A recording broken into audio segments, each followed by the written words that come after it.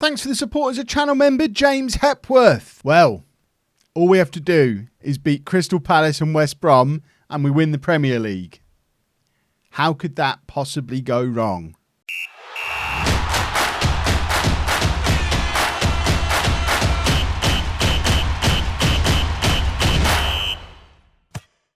Hello and welcome to Club 7, Part 10 of Not Lead to Legend. I'm Kevin. Coming up on today's episode, we have our final two Premier League games of the season. At home against Crystal Palace, away against West Brom. We know all we have to do is win them both and we win the league. It is as simple as that.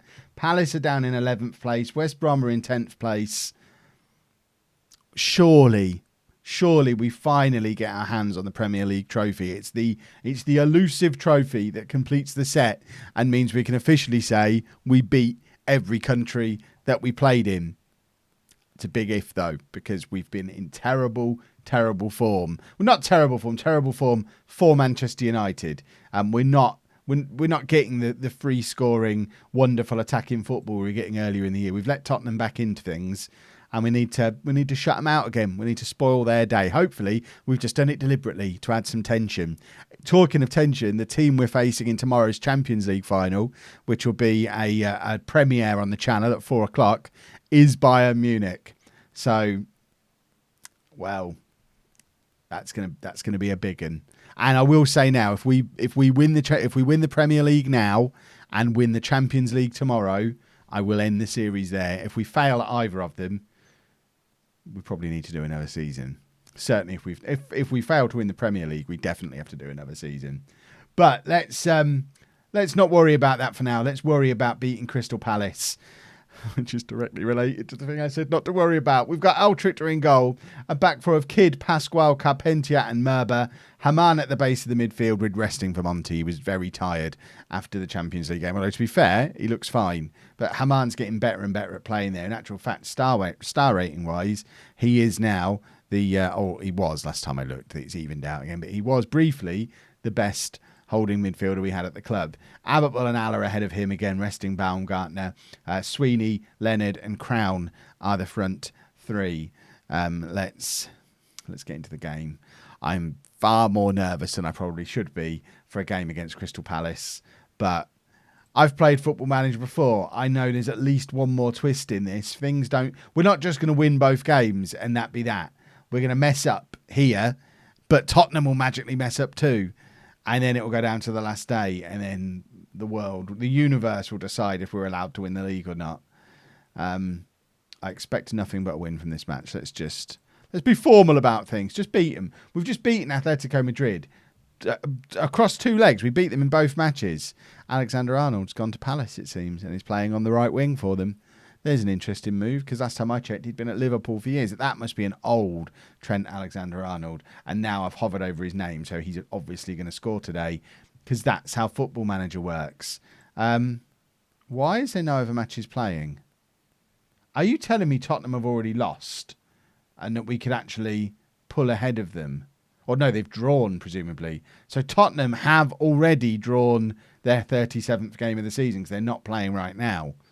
I probably should have checked this before the game. So this is a massive opportunity for us.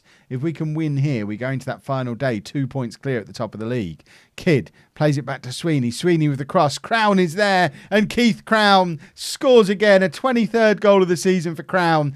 It's the best season of his career. He's our top scorer. And he's finally at club level meeting up with the manager who made him an international hero. And I mean, we need to just have an examination of Keith Crowne quickly. Keith Crowne, 31 years old now. Okay, it's not the best season of his career. He's scored most of his goals in the Champions League, but there has been a few seasons. That one at Tottenham, that one at United, where he scored more league goals. But you know what? He's captain doing it now. That makes it all the more impressive. And plus, that first season at Tottenham when he scored all the goals, he was playing up front. It was his final season at Spurs. He went out to the wing, and that's kind of been where he's played ever since. But that first year, he was a striker at Tottenham, because I remember noticing him when I was at Barnsley, because I was England manager at the time, I think, and he was definitely at that point the up-and-coming new superstar striker who's going to be the new Harry Kane, because he'd pushed Harry Kane out of the Spurs team, And then Harry Kane pushed himself back in again, and Crowne ended up going out wide. And ultimately, I think that's why Spurs sold him, because they loved Harry Kane too much. Right, Allah's picked up an injury. Let's just take him off. There's no reason to keep injured players on in a situation like this. Baumgartner can come on. It's Ultrichter with the goal kick. Well, I don't even think it was a goal kick. I think I forgot to pause while I was doing the substitution. So it was just doing one of those meaningless little highlights it does while the game should be paused, but it's not. Kidd has now picked up a knock as well. So we're going to do another one. We don't have Ronaldo on the bench. Right, now we have to pause. Why don't we have Ronaldo on the bench? Vermonti can play left wing back. I'm not bringing him on to play left wing back. Rocha's just going to have to play there and like it. He'll be fine. I don't know why we don't have Ronaldo on the bench.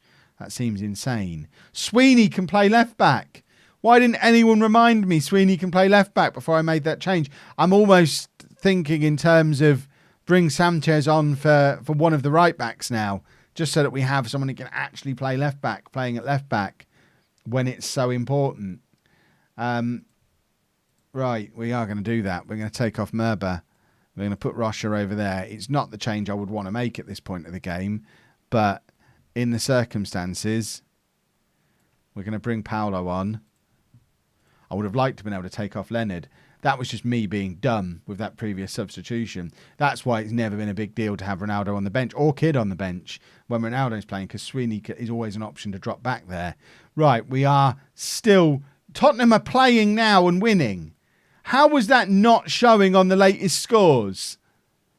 Oh, God. Now it really... They haven't messed up. They're winning too. If we now concede, they go above us in the league. The pressure has just been ramped up. The latest scores are back now. The game is messing with me. But we have held on. Oh, seeing that little score pop up, that gave me palpitations. Goodness me. So both us and Tottenham winning. That was hideous. I want to lie down and cry. Oh. So yeah, Tottenham beat West Ham. It goes to the final day. We've got them on goal difference, so we just have to equal their score. They're away against Everton, who were fighting for a Champions League game qualification not so long ago, and are now needing a win to even get into the Europa League. So Everton are in poor form. So you've got to expect Tottenham are going to win. So we've got to beat West Brom. And that's what's coming up now. Here we go then, boys and girls. Final league game of the season. We've gone back to our fullest of full-strength teams. I am becoming more and more certain this is my best 11. So it's Ultrichter in goal, a back four of Ronaldo, Carpentier, Haman and Merba, Vermonti, Abbotball and Baumgartner in midfield, Sweeney, Leonard and Crowne as the front three. Let's get into the game. Let's cross everything. I could do without the stress of Tottenham just being a pain in the backside. I'd just like them to lose. If Tottenham could just lose, it would take a lot of pressure off. And I don't mean like lose in the last minute. If Tottenham could go 3-0 down inside 10 minutes, and if we could go 3-0 up inside 10 minutes, the two of those combined would be really good for my blood pressure and just general health and well-being, because I can't stand. Liverpool have gone ahead against Arsenal. Why couldn't that be Everton going ahead against Tottenham? Everton have gone ahead against Tottenham. Oh, it's happening, boys and girls. Vermonti now spraying the pass out to Keith Crowne. He's going to surely have mixed feelings. He's not. He's been at Man United so long. No mixed feelings for Keith Crowne. He wants a Premier League win with Manchester United. They've won it, I'm sure, several times since he's been here. I haven't actually looked and checked. I don't know how rare it is for Manchester United to win the Premier League in 2035. Everton are 3-0 up against Tottenham. My dream scenario is literally coming true. And Abbotball has put us 1-0 up as well. I mean, it didn't happen within the first 10 minutes like I said I wanted. But within the first 25 minutes, Everton have gone 3-0 up against Tottenham. That is sensational. And Abbotball with such a tidy little finish. It took them 18 minutes to go 3-0 up, but now Tottenham start the comeback. It's 3-1 to Everton now. But importantly, we're ahead as well. Tottenham there needs to be the biggest swing in Premier League history for Tottenham to win the league from here, and Sweeney's in. And Everton have gone 4-1 up just as we go 2-0 up. And surely now something absurd has to happen for us not to win the Premier League. This is exactly how I needed it to be today. Oh, after the stress of what happened in the last match, that's been a perfect first half in all respects. Don't let your performance levels drop. We're 45 minutes away from winning the league. As long as we don't mess up, we win the league. Even if we do mess up, as long as Everton don't mess up, we win the league. Everton at the moment have played themselves into the Europa League. I mean, if they're capable of putting 4 past Tottenham, how on earth are they not in the Champions League? They were really close. Very recently, they were close. They were fighting with Liverpool and Chelsea at one point. But now Manchester City have got themselves back into the mix, and it looks like Chelsea and Everton both miss out. Haman plays it forward to Vermonti, Baumgarter, Abitbol, ball over the top, looking for Philippe Leonard, goes past his man, but can't convert the chance. I mean, that's basically Philippe Leonard's theme song for the last 2 years. Oh, yeah, he has not been the player that I thought he was going to be in that first season at Barcelona. Keith Crowne is injured, and Leonard's injured. Oh, yikes! We've got a Champions League final coming up. We can't be getting injuries to key players. Leonard's got a proper injury as well. I mean, a red foot injury in the game before a Champions League final. That tells me Sanchez is starting the Champions League final, because Leonard's just not going to be fit. No way is Leonard going to be fit. Allah comes on for Baumgartner. That's really put it could be a blessing in disguise based on how Leonard's been playing this season. It's still 4-1 to Everton in the other game. And I think we're there, boys and girls. 10 minutes to go. Surely we don't have huge swings in 2 separate matches. If we do, then we've got to be investigating with the bookmakers, surely. There's got to be financial irregularities or something going on if Tottenham win the league from here. 5 minutes remaining. It's Merbar with another long throw. Allah now trying to apply the finish. He cannot. It doesn't matter. It doesn't matter. We're there. Let's drop some praise, because I think we're there, boys and girls. Although the game still continues as if there's going to be one more twist. I said there's always a twist. It's never straightforward. What a save again from Altrichter. What a goalkeeper he is. It has been a joy to watch him playing for Manchester United this season. I wish I'd been able to sign him 8 years ago when I first wanted to. But I'm very glad I've had the opportunity to manage that man in goal, because goodness me, does it make a difference having a goalkeeper like that in your team. Tottenham still losing against Everton. They have absolutely Tottenhamed it. Goodness me. And there we are. Finally, after 16 years of this series, after starting back at Kings Lynn, we have a Premier League title. And aren't we happy little chappies about it? I am very happy. Give them all a pat on the head.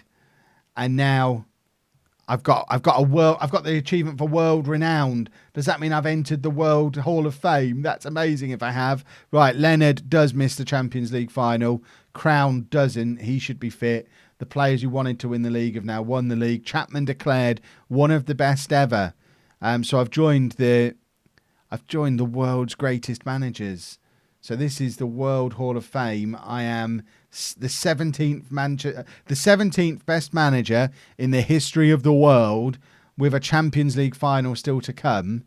I wonder if that might be enough to thrust me into the top 10. I don't know how much you get for a Champions League win, but it must be significant.